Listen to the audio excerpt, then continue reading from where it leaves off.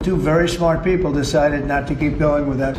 I was honored to meet him today. Bharat Pakistan অচল অবস্থার উত্তপ্ত আবহে হঠাৎ করেই মার্কিন প্রেসিডেন্ট ডোনাল্ড ট্রাম্প হোয়াইট হাউসে মধ্যাহ্নভোজে আমন্ত্রণ জানান পাকিস্তানের ফিল্ড মার্শাল ওসিম মনিরকে। ওসিম মনিরের সাথে ছিলেন আইএসআই প্রধান লেফটেন্যান্ট জেনারেল আসিম মালিক। এই অপ্রত্যাশিত ও রহস্যময় বৈঠক নিয়ে ইতোমধ্যে সরগরম পুরো নেট দুনিয়া। সোশ্যাল মিডিয়ায় ছড়িয়ে পড়া একটি ছবিতে দেখা যায় টেবিলে সাজানো প্রতিটি খাবারই ছিল সম্পূর্ণ হালাল, যা বিশেষভাবে এই দুই উচ্চপদস্থ অতিথির জন্য প্রস্তুত করা হয়েছিল। বান্ডেল থাকলে প্রতি সেনমানিতে টাকা বাঁচবে। বিকাশ সেনমানি বান্ডেল কিনে জিতুন প্রতি লেনদেনে। অতিথিদের জন্য পরিবেশিত প্রতিটি খাবারই ছিল হালাল, যা অনেকের দৃষ্টি আকর্ষণ করেছে।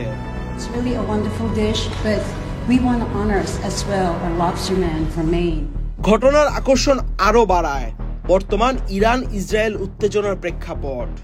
ইরানের সাথে পাকিস্তানের ঘনিষ্ঠ সম্পর্কের কারণে এই বৈঠক নিয়ে বাড়ছে আন্তর্জাতিক কূটনৈতিক উত্তেজনা। ট্রাম্প সংবাদ মাধ্যমকে বলেন, পাকিস্তান ইরানকে অন্য সবার চেয়ে ভালোভাবে চেনে। ঘণ্টাব্যাপী এই বৈঠকের ভিতরের আলোচনা সম্পর্কে হোয়াইট হাউস নিশ্চুপ থাকলেও আন্তর্জাতিক মহলে জল্পনা কল্পনার ঢেউ উঠেছে।